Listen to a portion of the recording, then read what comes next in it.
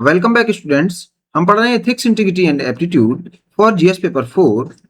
बात करें अगर प्रीवियस लेक्चर की, तो उसमें हमने कंप्लीट किया है एथिकल लिटरेसी के बारे में समझा था, और हमने जाना है उसमें मोरल रिफ्लेक्शन क्या होता है, प्रिंसिपल बेस्ड जजमेंट क्या होता है, और कैलकुलेटिव जजमेंट क्या होता है। इसको कहा जाता है एथिकल इंटेलिजेंस या having sense of right and wrong.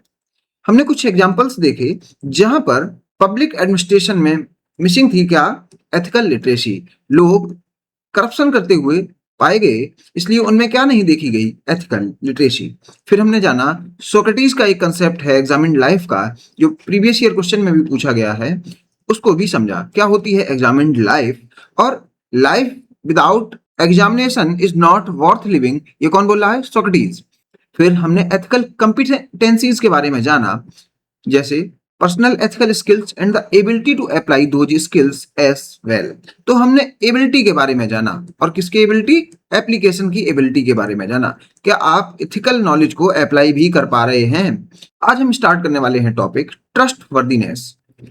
अब हमने क्या पढ़ा था, हम इससे पहले पढ़ चुके हैं रिलीजन एंड इथिक्स का जो टॉपिक है वो हम पढ़ चुके हैं, रिलीजन एंड इथिक्स। उसमें हमने जाना इसमें कुछ यूनिवर्सल मोरल वैल्यूज होती हैं, यूनिवर्सल वैल्यूज होती हैं, irrespective of the religion, irrespective of the nationality, irrespective of the geography. ये वैल्यूज आपको सब जगह मिलेंगी। ऐसे ही एक वैल्यू है ट्रस्ट वर्दीनेस, ये हर जगह मिलेगी। और ट्रस्ट होने के लिए आपको कुछ बेयर मिनिमम रिक्वायरमेंट होती है। जैसे ट्रस्ट वर्दीनेस तभी होगी जब आपको दिखेगी ऑनेस्टी, या जहां दिखेगा नॉन वायलेंस। इसको principle of doing no harm को आप नॉन वायलेंस से समझ सकते हैं। और फिडेलिटी, इन तीनों प्रिंसिपल, इन तीनों वैल्यूज के बारे में अभी हम पढ़ेंगे। जब इन तीनों को समझ जाएंगे तो हम ट्रस्ट के बारे में बड़े आसानी से समझ जाएंगे। तो 3 universal rules for common ethical principles which are as follows. तो देखिए ये कॉमन एथिकल प्रिंसिपल्स हैं, ये हर जगह आपको मिलेंगे जहां पर ट्रस्ट होगा। देखिए ऑनेस्टी की बात करें, ऑनेस्टी सबसे पहले देखते हैं एक case study, the rarity of honesty. क्या है, ऑनेस्टी रेयर है, कैसे। The Greek philosopher Diogenes famously walk through Athens in broad daylight with a lamp.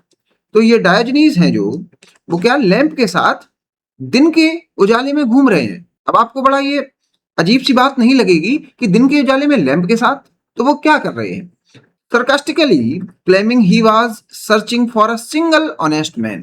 तो वो दिन के उजाले में लैंप के साथ एक ऑनेस्ट पर्सन ढूंढने निकले थे, क्या उन्हें कुछ मिला। illustrating that even then honesty was a rarity। तो ऑनेस्टी तो रेयरिटी है, तो अगर ऑनेस्टी रेयरिटी है तो ट्रस्ट वर्दीनेस भी नहीं होगी।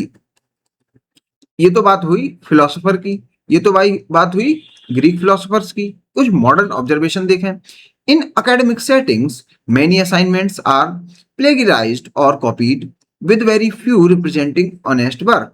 तो आज ऑनेस्टी आपको कहाँ गायब मिलती है, एकेडमिक सेटिंग्स में। लोग कॉपी एंड पेस्ट कर रहे हैं एक दूसरे का काम, या रिकॉग्नाइज भी नहीं करते हैं जिससे कंटेंट कॉपी कर रहे हैं।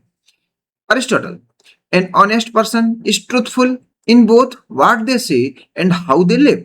तो जो कह रहे हैं वैसे ही जीते हैं, इसको ही कहा जाता है ऑनेस्टी, और ये ट्रूथफुलनेस से भी समझ में आती है। तो ट्रूथफुलनेस पर भी हम अभी चर्चा करेंगे, क्या होता है truthfulness. Simply because it is there state of character. तो अरिस्टोटल के लिए अगर ऑनेस्टी है तो ऑनेस्टी का मीनिंग क्या हो, जैसा आप बोलें वैसा ही करके दिखाएं, और वो आपके करेक्टर में जाए। तो वर्च्यू एथिक्स की जो बात है वो यहाँ समझ में आ रही है। आपकी जो वैल्यूज हैं, जो वर्च्यूज हैं, वो आपके करेक्टर में रिफ्लेक्ट होनी चाहिए डे टू डे बेसिस पर। अब देखते हैं कुछ बिहेवियर्स जो ऑनेस्टी नहीं दिखाते, incompatible with honesty. To understand honesty one must recognise behaviours that violate it. अब देखिए हम लोग पब्लिक एडमिनिस्ट्रेशन में ऑनेस्टी पढ़ के कुछ नहीं होगा, हमें पढ़ना पड़ेगा जहां ऑनेस्टी नहीं दिख रही। ऐसे कुछ बिहेवियर्स जैसे लाइंग एंड डिसेप्शन, झूठ बोलना, धोखा देना, stealing and cheating, promise breaking, plagiarism and bluffing, self deception. तो ये कुछ इनकम्पेटेबल बिहेवियर्स हैं, अगर ये दिख जाएंगे तो क्या गायब हो जाएगी? ऑनेस्टी। तो पब्लिक एडमिनिस्ट्रेटर को कैसे एक्ट नहीं करना? ऐसे एक्ट नहीं करना। और उसको कैसे एक्ट करना है? विद ऑनेस्टी, क्योंकि उसे ट्रस्ट मेंटेन करना है किसके साथ? जनता के साथ, पब्लिक के साथ। अगर वो जनता के साथ ऑनेस्ट नहीं होगा तो गलत हो जाएगा। अगर वो झूठ बोलेगा, धोखा देगा, चोरी करेगा, प्रॉमिस को ब्रेक करेगा, जो उसने बोल दिया है उसको डिलीवरी नहीं करेगा, तो ये सब प्रॉब्लम वाली बातें हैं, ये ऑनेस्टी नहीं दिखा रही। अब देखते हैं कुछ डेफिनेशंस, कुछ understanding honesty. Beyond not lying, हम ये समझते हैं ज्यादातर ऑनेस्टी को कि हम सही बोलते हैं, सत्य बोलते हैं, वो ही है ऑनेस्टी। नहीं, इससे भी बहुत ज्यादा, नॉट लाइंग से भी बहुत ज्यादा है क्या? ऑनेस्टी। तो ये क्या है बियॉन्ड नॉट लाइंग? देखते हैं। Honesty is more than just the absence of lies. आप झूठ नहीं बोल रहे, इससे भी कुछ ज्यादा है honesty. It is a character quality और अ वर्च्यू। ये डे टू डे बेसिस पर होनी चाहिए और आपके करेक्टर में होनी चाहिए। क्या है? That motivates a person to act honestly. अकेला बोलना नहीं, आपको हर चीज में ऑनेस्टी दिखानी है। अब देखते हैं क्या अकेला बोलने नहीं का मतलब है। If a person tells the truth in court only because they fear punishment. अगर कोई व्यक्ति पनिशमेंट की वजह से सही बोल रहा है, झूठ नहीं बोल रहा है, तो क्या उसको ऑनेस्ट कहेंगे? मीन्स अगर पनिशमेंट को हटा लिया जाए सीन से तो वो डिसऑनेस्ट हो जाएगा। They are acting honestly in that moment but they may not be an honest person by character. तो ये हर एक्ट में अपने ऑनेस्टी नहीं दिखाते होंगे। आज फियर है इसलिए ये ऑनेस्टी दिखा रहे हैं, पनिशमेंट की वजह से ऑनेस्टी दिखा रहे हैं, लेकिन डे टू डे बेसिस पर ये ऑनेस्टी नहीं दिखाते होंगे। True honesty stems from valuing non deceptive behaviour, not from fear of repercussions. तो फियर की वजह से नहीं होना चाहिए, ये हमेशा दिखानी चाहिए आपको अपनी लाइफ में। Honesty is a human characteristic that reflects a quest for truthfulness. अगर आप ट्रुथफुलनेस के लिए सर्च करते रहते हैं तो आप ऑनेस्ट पर्सन हैं। Honesty is a duty to be non deceptive. तो आप धोखा मत दीजिए, ये ड्यूटी होनी चाहिए। Means day to day basis पर आप ये सोचें और करके दिखाएं। Honesty imposes responsibility on individuals to be consistently honest in their interaction with others. ये अकेला झूठ ना बोलने से भी कुछ ज्यादा है। जब भी आप लोगों से इंटरेक्ट करें, डे टू डे बेसिस पर आप कंसिस्टेंटली ऑनेस्टी दिखाएं। तो इस एक्ट को कहा जाता है इंटरपर्सनल ऑनेस्टी। जो आप दूसरों के साथ इंटरेक्शन के दौरान करते हैं उसको कहा जाता है interpersonal honesty. Some people equate honesty with fairness, sincerity, integrity. तो कुछ जो लोग हैं वो उसको इंटरचेंजेबली यूज करते हैं इन वर्ड्स को। आल्दो इनमें जो छोटे छोटे डिफरेंस हैं, जैसे इंटीग्रिटी और ऑनेस्टी में एक डिफरेंस है, उसको मैं जब इंटीग्रिटी डिस्कस करूंगा तब बताऊंगा, लेकिन कुछ स्कॉलर्स उसको इंटरचेंजेबली यूज करते हैं। To others, speaking the truth, abiding by rules. ये कुछ ऑनेस्टी की कैरेक्टरिस्टिक्स हो गई। पब्लिक सर्विस बिल 2007, ये बिल ही रहा, पास नहीं हो पाया। इसका कारण क्या है? यहाँ पे लिख दिया गया था एब्सोल्यूट इंटीग्रिटी। तो ये जो कीवर्ड आ गया था एब्सोल्यूट, एब्सोल्यूट इंटीग्रिटी, तो इसकी वजह से ये बिल अभी तक पास नहीं हो पाया और ये एक्ट नहीं बन पाया। ये government of India public service bill लाई थी, यहां पर इसने बहुत ज्यादा बात करी थी ऑनेस्टी के ऊपर। तो पब्लिक सर्वेंट को भी इंपॉर्टेंट है क्या? Honesty. April 30 national honesty day in the USA. तो यूएसए में इसको एक फेस्टिवल की तरीके से देखा जाता है। Honesty as an act implies refusing to lie, while honesty in the character means leading an authentic life। तो एक्ट में तो चलिए आपने झूठ नहीं बोला, चलता है, तो आप ऑनेस्ट दिख गए, लेकिन करेक्टर में ऑनेस्ट होने का मतलब ये है कि आप ऑथेंटिक लाइफ जिए। Means day to day basis पर ऑनेस्टी दिखाएं। और वो कैसे दिखेगी? इन सब चीजों से जो हमने बात की। अब देखिए एक कोट मैंने न्यूज़पेपर में देखा था, वो यहाँ पर लिखा, Sara Ali Khan on her relatable persona, I wear my honesty with more pride than any designer cloth. तो सारा अली खान के लिए ऑनेस्टी ज्यादा इंपॉर्टेंट है किसी भी एक महंगे कपड़े से। Being honest with one self for personal development and growth. तो ऑनेस्ट दूसरे के लिए भी होना है और अपने लिए भी होना है, क्योंकि ये मदद करेगा आपको पर्सनल डेवलपमेंट और ग्रोथ में। As well as self acceptance and self esteem. तो ये कुछ सेल्फ की बातें हैं। देखते हैं कुछ फेमस कोट्स। थॉमस जेफरसन क्या कह रहे हैं? Honesty is the first chapter in the book of wisdom. तो विजडम की एक जो बुक है जिसमें बहुत सारी बातें होती हैं, लेकिन विजडम स्टार्ट कहाँ से होती है? ऑनेस्टी से। तो अगर आपको विजडम चाहिए तो कहीं ना कहीं ऑनेस्टी प्रैक्टिस में आनी चाहिए। तो आप ऑनेस्टी को किससे जोड़ सकते हैं? आपने देखा ऑनेस्टी को ट्रस्ट से, और ऑनेस्टी को किससे देखा? ट्रुथ से, और ऑनेस्टी को किससे देखा? विजडम से। फिर हमने कुछ प्रैक्टिसेस देखी जहां पर आप ऑनेस्ट नहीं थे। बेंजामिन फ्रैंकलिन का एक फेमस कोट है, honesty is the best policy. तो आप मुझे कमेंट सेक्शन में बताइए इसका मीनिंग क्या है। अब मैं जब PYQ डिस्कस करूंगा तो इस कोट को डिस्कस करूंगा बहुत डिटेल में, लेकिन आप मुझे कमेंट सेक्शन में बताएं आप इससे क्या समझ रहे हैं। बेस्ट का मीनिंग यहां पर क्या है? मीन्स ऑनेस्टी से अच्छा और कुछ भी नहीं। ये कौन सी डिग्री है? सुपरलेटिव डिग्री है। तो इससे अच्छा कुछ भी नहीं, यही सबसे अच्छी पॉलिसी है। तो जहां ऑनेस्टी आ जाएगी वहां पर ट्रुथफुलनेस आ जाएगी, ट्रस्ट आ जाएगा, नॉन डिसेप्टिवनेस आ जाएगी, बहुत सारी चीजें आ जाएगी। तो कैसे ये बेस्ट पॉलिसी है, कैसे ये फर्स्ट चैप्टर है बुक ऑफ विजडम का, देखते हैं। How to practise honesty. तो अभी तक हमने पर्सनल लेवल पर देखा, पब्लिक सर्विस बिल में जो ऑनेस्टी की बातें हैं उसमें देखा, और हमने कुछ बिहेवियर्स देखे इनकम्पेटिबल विद ऑनेस्टी। अब हम इसी को कंटिन्यू करेंगे कि ऑनेस्टी कैसे प्रैक्टिस की जाए। Practicing honesty implies being non-deceptive, that is, not indulging in lying or stating the half-truth or failure to speak at all when you know the truth. तो जैसे मैंने आपको बताया, ऑनेस्टी का मीनिंग हमेशा यही नहीं कि सत्य बोलना भर ही है। इसका मीनिंग ये है जब कोई दबाव ना हो आपके ऊपर, कोई कंपल्सन ना हो, फिर भी आप ट्रुथ बोलें, तब आप ऑनेस्ट हैं। और ऑनेस्ट होने का मतलब क्या है? हाफ ट्रूथ नहीं बोलना, आधा सत्य नहीं बोलना। युधिष्ठिर और द्रोणाचार्य के केस में आप देखे हैं कैसे युधिष्ठिर का जो सेंटेंस था वो कैसा था? अनएथिकल था। वो हाफ ट्रूथ वहां पर बोले। या आप सत्य जानते हुए भी चुप बैठे हुए हैं। Failure to speak at all, ये आपको कहां देखने को मिलता है? जब द्रौपदी की साड़ी खींची जा रही थी तब बहुत सारे सीनियर ऑफिशियल्स जो थे उस दौरान वो चुप रहे, इवन भीष्म पितामह चुप रहे, तो वो बोल नहीं पाए। और अगर वो इस केस में बोल नहीं पा रहे जबकि वो सच्चाई जान रहे हैं, तो उस समय वो कैसे नहीं थे? वो ऑनेस्ट नहीं दिख रहे थे। तो नॉन डिसेप्टिव का मीनिंग ये सब है। अब देखते हैं लाइंग, झूठ बोलने में क्या रखा है। इंटेंशनली मिसलीडिंग अदर्स और stating that as a truth. तो मिसलीड करना दूसरे को और उसको ही ट्रुथ बता देना। What you believe is false means जो आपको खुद में गलत लग रहा है आप दूसरे को वो सही करके बता रहे हैं, यही होता है लाइंग। जैसे लोग कहें आप झूठ बोल रहे हैं, तो उसका मीनिंग क्या है? सामने वाले को सच पता है लेकिन फिर भी आपको वो मिसलीड कर रहा है, डिसेप्टिव है।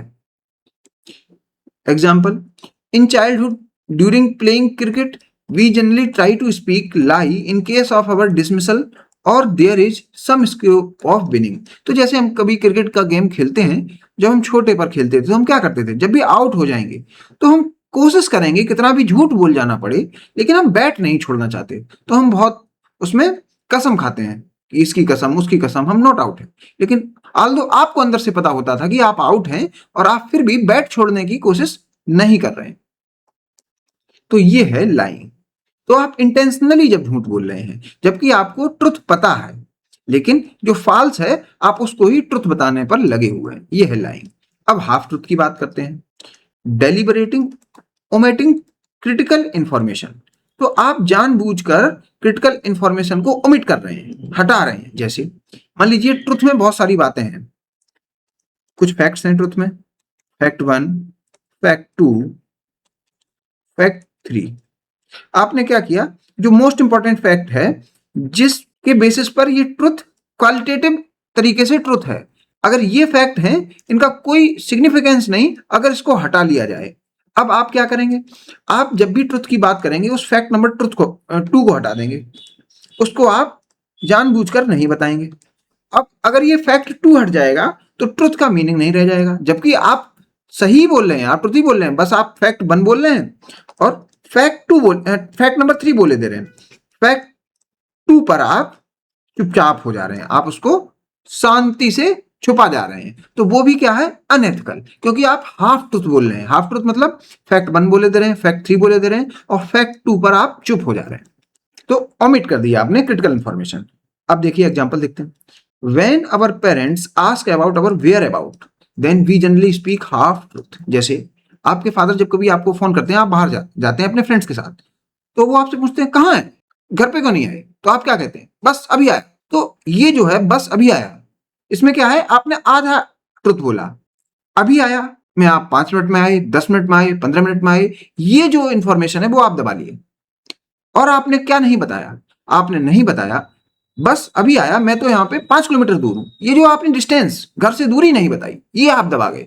तो ये होता है हाफ ट्रुथ। जो इंपॉर्टेंट पॉइंट्स हैं, जो इंपॉर्टेंट फैक्ट्स हैं, वो आप हटा दें किसी बातचीत से, और जो अनइंपॉर्टेंट बातचीत है उसको ही बताएं, तो आप हाफ ट्रुथ बोल रहे हैं और उस केस में आप ऑनेस्ट नहीं है, अनएथिकल साउंड होते हैं। Yudhishthir conveyed half truth regarding the death of Ashwatthama to Dronacharya in Mahabharat.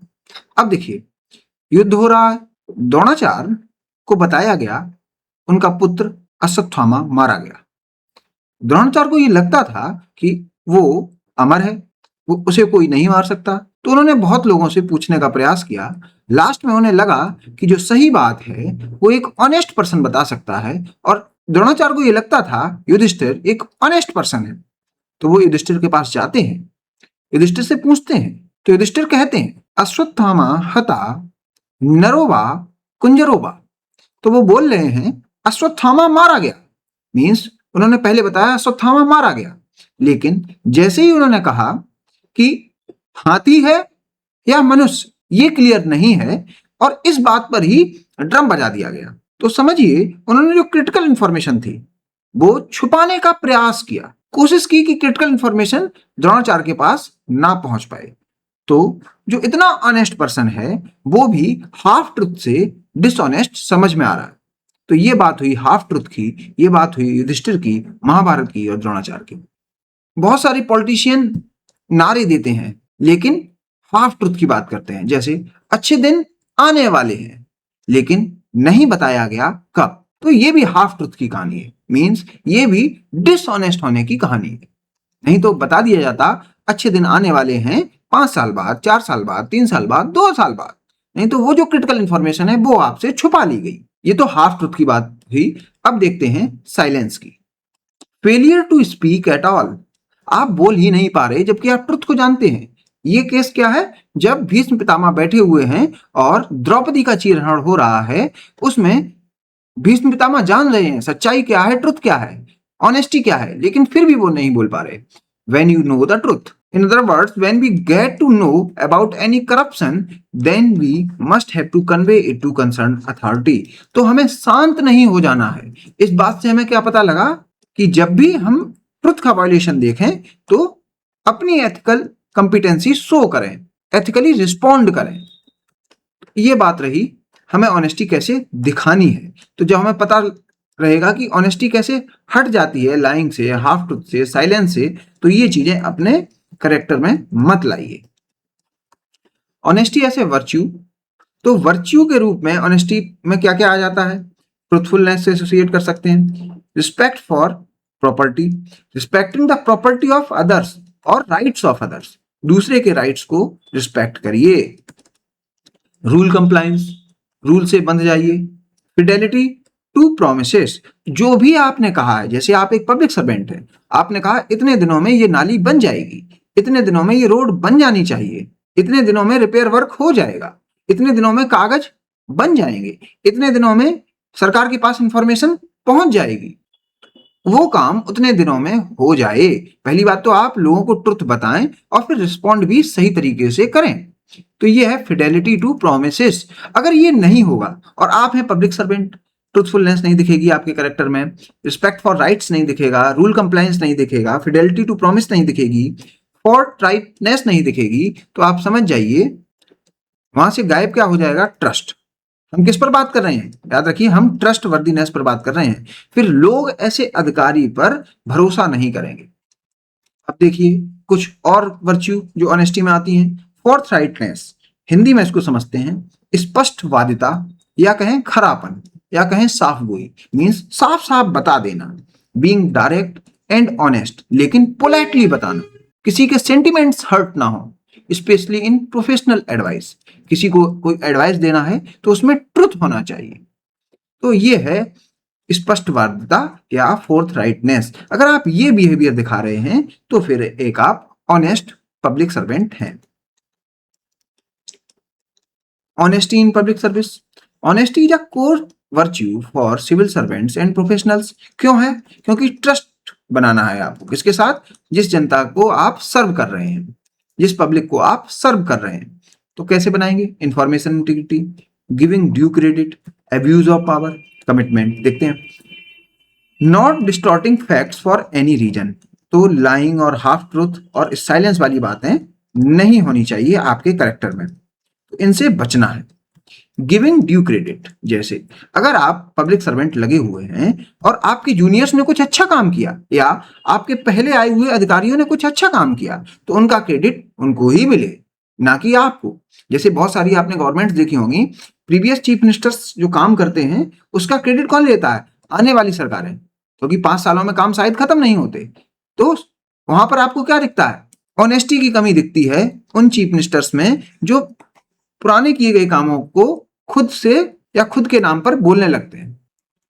Abuse of power, अब देखिए, किसी भी पब्लिक सर्वेंट को जब पावर दी जाती है तो सरकार समझती है कि उसको रिस्पॉन्सिबल होना पड़ेगा।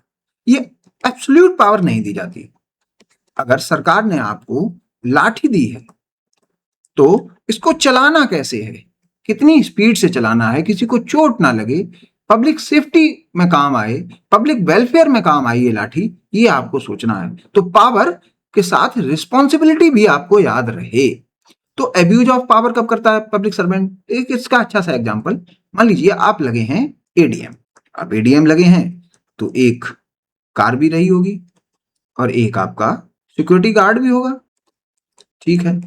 अब ये तो आपके पास पावर हो गई। क्या इस पावर का यूज आप पर्सनल गेन के लिए कर सकते हैं? जैसे पर्सनल गेन का क्या मीनिंग है? आपकी वाइफ को शॉपिंग कराना, आपके बच्चों को इस ऑफिशियल कार से स्कूल भेजना, सिक्योरिटी गार्ड आपकी वाइफ के साथ टहल रहा है, उसको शॉपिंग करा रहा है, उसके कपड़े उठा रहा है, उसकी शॉपिंग आइटम की लिस्ट कैरी कर रहा है। ये काम सिक्योरिटी गार्ड का था? ये काम इस कार का था? शायद नहीं। तो आपने किया क्या? जो पब्लिक प्रॉपर्टी थी, क्योंकि जो कार आपको मिली है, जो गार्ड आपको मिला है, वो आपकी निजी संपत्ति नहीं है। ये तो आपको ट्रस्टी की तरीके से दिया गया। आप इसके कोई ऑनर नहीं है, बस आपको इसको थोड़ी देर यूज करने के लिए कहा गया फॉर पब्लिक वेलफेयर। तो इसलिए पर्सनल गेन में इसको यूज ना करें। अगर आप ऐसा करते हैं तो आप समझ जाइए आप ऑनेस्ट नहीं है। कमिटमेंट, इसका मीनिंग क्या है? Fulfilling words and promises made to the public. अगर आप तहसील दिवस में बैठे हैं, मान लीजिए आप डीएम हैं और आपने कह दिया किसी बूढ़ी महिला को राशन कार्ड इतने दिन में बन जाए, उसके पास अन्न इतने दिन में पहुंच जाए, तो पहुंचना चाहिए, उसको दूसरी बार तहसील दिवस में फिर से आपके पास ना आना पड़े। और आप अगर ऐसा नहीं करते तो आप समझ जाइए आप ऑनेस्ट नहीं है। अब देखते हैं intellectual versus professional honesty. Intellectual honesty, a disposition to express the truth in thought, speech, and behavior because one reveres the truth and understand the impact of its distortion on governance। जैसे आपकी सोच में, आपके action में और आपके बोलने में समझ में आए आप सम्मान करते हैं सत्य का, ट्रुथ का, तो आप इंटेलेक्चुअल ऑनेस्ट पर्सन हैं। इसका एक एग्जांपल क्या है? Former union home secretary Madhav Godbole was known for his intellectual honesty। क्यों? Famously bearing his honesty on his sleeve, even during conflicts with politicians। तो जो साफ गोई वाली बात है, जो फोर्थ राइटनेस वाली बात है, अगर आप इनसे कुछ सजेशन मांगेंगे तो ये आपको सही राय देंगे। जैसे आप इनसे अगर ये पूछेंगे नोटबंदी कैसी थी या नोटबंदी से होगा क्या, तो ये बताएंगे कि नोटबंदी ऐसे करेंगे तो गलत हो जाएगी और ऐसे करेंगे तो नोटबंदी सही साबित होगी। फिर उसके ये एग्जाम्पल्स भी बताएंगे, अपनी बात को जस्टिफाई करने की कोशिश करेंगे, बताएंगे कि पहले किसी इस लीडर ने नोटबंदी के बारे में सोचा था, शायद वो ये इसलिए नहीं कर पाए कि ये कुछ हो गया था। तो ये जो अपने लीडर्स को कुछ बताते थे तो उसको जस्टिफाई भी करते थे और इनके पास कैपेसिटी थी नो कहने की, ये नो भी बोल देते थे। अगर इनके पास ये क्षमता है तो समझ जाइए ये इंटेलेक्चुअली ऑनेस्ट पर्सन है, क्योंकि ये ट्रुथ पर बहुत फोकस करते हैं अपनी थॉट में, अपने स्पीच में और अपने बिहेवियर में। आल्दो इन्होंने वीआरएस ले लिया था, इनके कुछ व्यूज हैं बाबरी डिमोलिशन पर, वो आप देख सकते हैं। इनके कुछ व्यूज हैं डिमोनेटाइजेशन पर, वो आप पढ़ सकते हैं, लिख सकते हैं। प्रोफेशनल ऑनेस्टी की बात क्या है? Adhering to the specific ethical codes of profession, जैसे क्लाइंट कॉन्फिडेंशियलिटी, जैसे एडवोकेट है उसके लिए सामने वाले की कॉन्फिडेंशियलिटी बना के रखनी है। अगर वो इसको ब्रीच करता है तो समझ जाइए वो अपने प्रोफेशन में ऑनेस्ट नहीं है, तो फिर वो प्रोफेशनल ऑनेस्टी नहीं दिखा रहा। तो अब आप समझ गए होंगे इंटेलेक्चुअल ऑनेस्टी का क्या मीनिंग है और प्रोफेशनल ऑनेस्टी का क्या मीनिंग है। तो प्रोफेशनल ऑनेस्टी में आपको प्रोफेशन से रिलेटेड जो भी एथिकल गाइडलाइंस हैं उनको फॉलो करनी है। इंजीनियर अगर सेफ्टी को किनारे कर दे, दरकिनार कर दे, तो फिर गलत है। डॉक्टर अगर सेविंग अ लाइफ जो उसका प्रिंसिपल है उसको किनारे कर दे, फिर वो किस बात का डॉक्टर। ऐसे ही ये बात है किसकी? एडवोकेट की। जज के लिए क्या है? जस्टिस। अब केस स्टडी देखते हैं एक, तब ये बात आपको समझ में आएगी कि मोरल डायलेमा कैसे आता है एक एडवोकेट के लिए। मोरल डायलेमा, जैसे मोरल का मीनिंग क्या है यहाँ पर? दोनों चॉइसेस राइट होंगी, दो चॉइसेस होंगी और दोनों ही सही होंगी। जैसे चॉइसेस तो मिलेंगी आपको जिसमें एक चॉइस कुछ राइट थिंग बता रही होगी, दूसरी चॉइस कुछ राइट थिंग बता रही होगी, लेकिन आपको एक कोई चूज करना है। तो मींस अगर आप एक राइट को चूज करेंगे तो दूसरा आप छोड़ देंगे, अगर आप दूसरे राइट को चूज करेंगे तो पहला राइट आपसे चला जाएगा। अब देखते हैं केस स्टडी में। द इंसिडेंट क्या है? घटना, Robert Garrow was arrested for killing a camper. He confessed to his lawyers, Armani and Welch, that he had also killed and buried two missing girls, providing their exact locations. देखिए, एक कोई criminal है Robert Gairo जिसका नाम है, वो arrest हो जाता है एक मर्डर के लिए, और वो मर्डर किसका कर देता है? एक कैंपर का, एक कैंप करने वाले व्यक्ति का। और वो अपने लॉयर को हायर करता है, लॉयर का नाम अरमानी एंड बेल्च। वो इन लॉयर को बताता है कि सर मैंने कैंपर को तो मारा ही मारा है, साथ में जो दो मिसिंग गर्ल्स हैं उनको भी मैंने ही मारा है और उनकी एग्जैक्ट लोकेशंस भी बता देता है। अब ये गर्ल्स जो मिसिंग हैं, पुलिस इनको मिसिंग कह रही है, पुलिस नहीं जान रही कि इनका मर्डर हो चुका है। ठीक है, अब बताइए इस केस में अगर आप एडवोकेट हों तो क्या आप पुलिस को बताएंगे जाके कि इसने दो मर्डर और किए हैं, क्योंकि उसने आपको ये इंफॉर्मेशन दे दी है। तो आपके एथिकल कोड्स ऑफ प्रोफेशन में ये चीज नहीं है। आप क्लाइंट कॉन्फिडेंशियलिटी बरकरार रखेंगे, क्लाइंट जो भी आपको बताएगा वो आप तक रहेगा, आप किसी को पास ऑन नहीं कर सकते। और वो आपको बस इसलिए बता रहा है, आपको अपने क्लाइंट को केस जिताना है, तो आपका प्रोफेशन आपको इसलिए अलाउ कर रहा है, ना कि कुछ इंफॉर्मेशन डिस्क्लोज करने के लिए। अब डायलेमा क्या है मैंने बता दिया। The police were treating the girls as missing person, police ने तो मर्डर नहीं समझा था, लेकिन उसने बता दिया, ये तो लॉयर्स को बताया, पुलिस को अभी तक नहीं पता। The lawyers following professional honesty, that is client confidentiality, did not reveal the location of the bodies to the police और द ग्रीविंग फैमिली। तो लॉयर्स पुलिस को नहीं बता सकते या फैमिली को भी नहीं बता सकते। अब देखिए इस बात को हमें जस्टिफाई करना पड़ा, तो जस्टिफाई आप कैसे कर सकते हैं? कुछ कीवर्ड्स तो होने चाहिए आपके पास, जैसे client confidentiality, ethical codes of profession, professional honesty. तो ये कुछ कीवर्ड्स हैं, जब आप आंसर्स में ये कीवर्ड्स लिखेंगे तभी आपका आंसर जस्टिफाइड समझ में आएगा। तो ये मोरल डायलेमा था किसके पास? एडवोकेट के पास। कॉन्फ्लिक्ट क्या है? While the lawyers were professionally honest, their intellectual honesty and moral standing were publicly questioned after the truth came out। होता क्या है भाई, अब ये ट्रुथ तो पता ही लग जाता है, पुलिस बाद में ढूंढ लेगी। तो लॉयर को क्रिटिसाइज किया जा रहा है और पब्लिक लॉयर से कह रही है आप इंटेलेक्चुअल ऑनेस्ट पर्सन नहीं है, लेकिन लॉयर प्रोफेशनल ऑनेस्टी की वजह से इंटेलेक्चुअली ऑनेस्टी नहीं दिखा पाए। तो इस केस स्टडी से आपको समझ में आएगा प्रोफेशनल ऑनेस्टी का क्या मीनिंग है और इंटेलेक्चुअल ऑनेस्टी का मीनिंग क्या है। ये पर्सनल करेक्टर के रिस्पेक्ट में है और वो प्रोफेशन के रिस्पेक्ट में है। अब देखिए हमने क्या कहा, साइलेंट होने से क्या हो जाते हैं आप, डिसऑनेस्ट, बताया जी हाँ। अब एक क्वेश्चन करता हूं, as a civil servant can be remain silent और lie on the name of national interest. अगर देश की भलाई के लिए कुछ झूठ बोलना पड़ जाए या सच को छुपाना पड़ जाए तो क्या वो एथिकल होगा? तो देखते हैं आंसर। क्या हम नेशनल इंटरेस्ट के नाम पर झूठ बोल सकते हैं या साइलेंट रह सकते हैं अगर हम पब्लिक सर्वेंट हैं या सिविल सर्वेंट हैं? ये क्वेश्चन है। आंसर है yes, we should respect our flag and maintain its dignity, और maintaining its dignity should be the top most priority और ड्यूटी ऑफ एवरी ऑफिशियल। तो जो भी पब्लिक सर्वेंट है वो नेशनल इंटरेस्ट से आगे किसी भी इंटरेस्ट को ना रखे। तो अब इसको आप जस्टिफाई कैसे करेंगे? आप आंसर्स में तो लिखेंगे कुछ ना कुछ, तो जस्टिफिकेशन के लिए कुछ लाइंस होनी चाहिए। तो पहले जस्टिफिकेशन बता देते हैं, फिर केस स्टडी बताएंगे। Nation come first always and every time. तो सबसे आगे कौन? नेशन। और हमेशा आगे कौन? नेशन। ये कहां लिखा हुआ है? गेट्स ऑफ ओटीए इन चेन्नई। तो उनके गेट पर ही लिख दिया, जहां अधिकारी ट्रेनिंग लेने के लिए जा रहा है तो पहले ही उसको बता दिया सबसे आगे कौन? नेशन। नेशन से आगे कुछ भी नहीं। 2021 Independence Day theme was nation first always first.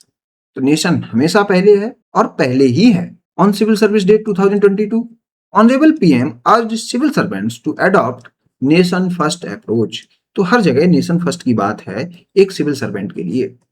अब कुछ केस स्टडी देखते हैं, ये कहां अप्लाई हो रही है बात। ये बात है बीजिंग ओलंपिक 2008 की। होता क्या है, एक स्टेज परफॉर्मर चाइल्ड है, उसकी वॉइस बहुत अच्छी थी, लेकिन प्रॉब्लम उसके साथ क्या थी, क्या कहें, प्रॉब्लम नहीं, उसके क्रूड टीथ थे, मींस उसके टीथ देखने में ठीक नहीं थे। चाइनीज ऑफिशियल्स ने किया क्या, उन्होंने एक दूसरा स्टेज परफॉर्मर लिया और उससे कहा उसे बस माइम करना है, बस मुंह चलाना है, गाएगी पीछे से वो बैक स्टेज से बस, लेकिन दिखेगी सामने कौन? फ्रंट पर एक दूसरी स्टेज परफॉर्मर जिसके शायद क्रूड टीथ नहीं रहे होंगे। ऐसा हुआ बीजिंग ओलंपिक में और ये मीडिया रिपोर्ट्स में खुल के आ गया। अब बताइए चाइनीज ऑफिशियल्स क्या बोलेंगे, वो इसको जस्टिफाई कैसे कर सकते हैं? अब बात किसकी है? ओलंपिक जैसे इवेंट की, जहां पर नेशनल इंटरेस्ट मोस्ट इंपॉर्टेंट है, नेशनल इंटरेस्ट बहुत ज्यादा है। तो अब वो क्या कह रहे हैं, वो जस्टिफाई कैसे कर रहे हैं? We combined the perfect voice and the perfect performance. हमें वॉइस जहां से परफेक्ट मिल रही थी हमने उसको लिया, और हमें जहां से परफॉर्मेंस परफेक्ट मिल रहा था हमने उसको लिया। The reason was for the national interest. और ये हमें क्यों करना पड़ा? क्योंकि नेशनल इंटरेस्ट था। हमें नेशन में जहां से वॉइस मिलेगी हम वॉइस वहां से उठाएंगे, जहां से परफॉर्मेंस मिलेगी परफॉर्मेंस उठाएंगे, इसमें कुछ भी प्रॉब्लम नहीं है। तो Chinese officials kept the silence. तो पहले तो वो चुप रहे, पहले तो उन्होंने कुछ बताया ही नहीं, और fail to speak the truth. फिर उन्होंने ये नहीं बताया कि वास्तव में हमने ऐसा क्यों किया, कि शायद इसके क्रूड टीथ थे इसलिए किया, लेकिन उन्होंने किया क्या? नेशनल इंटरेस्ट बताया। तो इन्होंने हाफ ट्रूथ बोला, ठीक है, जो मोस्ट इंपॉर्टेंट इंफॉर्मेशन थी, जो फैक्ट था मोस्ट इंपॉर्टेंट, उसको तो छुपा ही लिया या उसको बताया ही नहीं। तो ये जो हाफ ट्रूथ वाली बात है ये इन्होंने किया because of national interest only. तो उन्होंने नेशनल इंटरेस्ट के पीछे ये सब बताया। एक और केस स्टडी देखते हैं। In February 2020 when the US president mister Donald Trump came to India for his official visit. तो भाई ट्रंप साहब आते हैं इंडिया में। In Gujarat over the night public officials hide the slums along the road so that our poverty cannot be seen by international media, and it was done only on the name of national interest। तो हमारे public officials गरीबों के घर पर्दों से छिपा देते हैं क्योंकि भारत की गरीबी अमेरिका में दिखाई ना पड़े। ये भी जो किया गया था एक्ट, ये किसके नाम पर किया गया था? नेशनल इंटरेस्ट के नाम पर। अब आप मुझे कमेंट सेक्शन में बताइए क्या ये एक्ट, उन पब्लिक ऑफिशियल्स का एक्ट एथिकल था या नहीं था। ये देखिए, ये मैंने न्यूज़पेपर की हेडिंग यहाँ पर लगाई हुई है। Wall hastily built ahead of Trump visit in India criticised as hiding poor people. अब इन्होंने रीजन क्या दिया? पब्लिक ऑफिशियल्स ने कहा है ये हमने बस सिक्योरिटी रीजंस की वजह से किया, कि किसी की सिक्योरिटी ब्रीच ना हो। अब आप सेल्फ इंट्रोस्पेक्ट करिए, हमने जो भी पढ़ा है उस पर कुछ क्वेश्चन करते हैं। What does it mean to be honest? तो ऑनेस्ट होने का मतलब क्या? With respect to personal life and public service life. तो आपको क्या लिखना है इसमें? पर्सनल ऑनेस्टी के बारे में लिखना है और प्रोफेशनल ऑनेस्टी के बारे में लिखना है। और ऑनेस्ट होने का मतलब क्या? तो आपको ऑनेस्टी के बारे में लिखना है और क्या बताना है, आपको कैसे ऑनेस्टी से दूर किया जाता है, कौन से एक्ट आपको ऑनेस्ट होने से दूर करते हैं। आपको लिखना है स्पीकिंग लाई, स्पीकिंग हाफ ट्रूथ और साइलेंस ऑन अनएथिकल एक्ट। ये भी ऑनेस्ट ना होने के कुछ सिंबल हैं। तो ये तो हो गया ऑनेस्टी के बारे में। How is honesty important? ये सब करना जरूरी ही क्यों? ऑनेस्टी जरूरी क्यों? तो आप इसको कैसे लिखेंगे? ट्रूथफुलनेस से कनेक्ट करेंगे और किससे करेंगे? ट्रस्ट से कनेक्ट करेंगे। ट्रस्ट की वजह से ही सोसाइटी को एग्जिस्ट कर पा रही है, या कहिए सोसाइटी बिल्ड हो पा रही है। अगर ट्रस्ट ही हट जाए तो कोई भी सोशल इंस्टीट्यूशन काम करेगा ही नहीं, और अगर सोशल इंस्टीट्यूशंस मिलकर काम नहीं करेंगे तो सोसाइटी जिस स्पीड से आगे जा रही है वो स्पीड खत्म हो जाएगी, लोग डिसइंटीग्रेट हो जाएंगे। तो जो हम लोग आजकल कल्चरल डेवलपमेंट कर रहे हैं वो कल्चरल डेवलपमेंट भी रुक जाएगा अगर ऑनेस्टी खत्म हो जाए और ट्रस्ट खत्म हो जाए। Is it immoral to be dishonest? Dishonest होना क्या इमोरल है? तो आप पहले तो नॉर्मल तरीके से बात करेंगे, लेकिन फिर आप नेशनल इंटरेस्ट वाली जो बात है वो भी बताएंगे, सिक्योरिटी रीजंस भी बताएंगे। Is dishonesty ever acceptable? जी हाँ, हो सकती है। पर्सनल और प्रोफेशनल में जब डायलेमा हो तो आपको किसके साथ रहना है? और आप प्रोफेशनल लाइफ जी रहे हैं तो आपको प्रोफेशनल ऑनेस्टी के साथ रहना है, चाहे पर्सनल ऑनेस्टी स्टैक पर हो। ये हमने एक केस स्टडी से देख लिया है, किसका? एडवोकेट के साथ। तो ये मेंशन करेंगे आप यहां पर। तो आज के लेक्चर में हमने ट्रस्ट का जो पहला कंपोनेंट था ऑनेस्टी, उसके बारे में जाना। ऑनेस्टी को बहुत अच्छी तरीके से जाना, केस स्टडी के साथ जाना। अब कल हम principle of doing no harm के बारे में चर्चा करेंगे। इसमें क्या है? इसमें मेनली नॉन वायलेंस के बारे में बात करते हैं। Non violence. अब आप कहेंगे सर आप बता रहे हैं ट्रस्ट के बारे में और इसको कनेक्ट कर रहे हैं नॉन वायलेंस से, ये क्या बात हुई? मैं एक क्वेश्चन आपसे पूछूंगा, आप मुझे उसका आंसर देंगे तो आप समझ जाएंगे। मान लीजिए आपको विदेश घूमना बहुत अच्छा लगता है, फॉरेन ट्रिप्स पे जाना अच्छा लगता है। दो कंट्रीज हैं, मान लीजिए कंट्री ए और कंट्री बी। कंट्री ए में वायलेंस है, हर जगह मारपीट है, और कंट्री बी पीसफुल है, शांति है, कोऑपरेशन है, कोऑर्डिनेशन है। तो आप किस कंट्री में जाना चाहेंगे? आप कहेंगे सर मैं कंट्री बी में जाना चाहूंगा। क्यों? इस क्यों के आंसर में आप समझ जाएंगे, क्योंकि आप ट्रस्ट कर रहे हैं, आपको विश्वास है कि आपकी जिंदगी वहां पर बची रहेगी। तो जहां पर हार्म की बात आ जाएगी तो वहां पर लाइफ स्टैक पर हो जाती है, और लाइफ जहां पर स्टैक पर हो जाएगी वहां पर ट्रस्ट ब्रीच हो जाएगा, लोग वहां रहेंगे ही नहीं। इसलिए principle of doing no harm important है किसके लिए? For building trust. इसको कल देखेंगे, एडिशन के व्यू जानेंगे, गांधी के व्यू जानेंगे, बहुत सारे स्कॉलर्स के बारे में चर्चा करेंगे। मिलते हैं नेक्स्ट लेक्चर में। Keep learning. Thank you.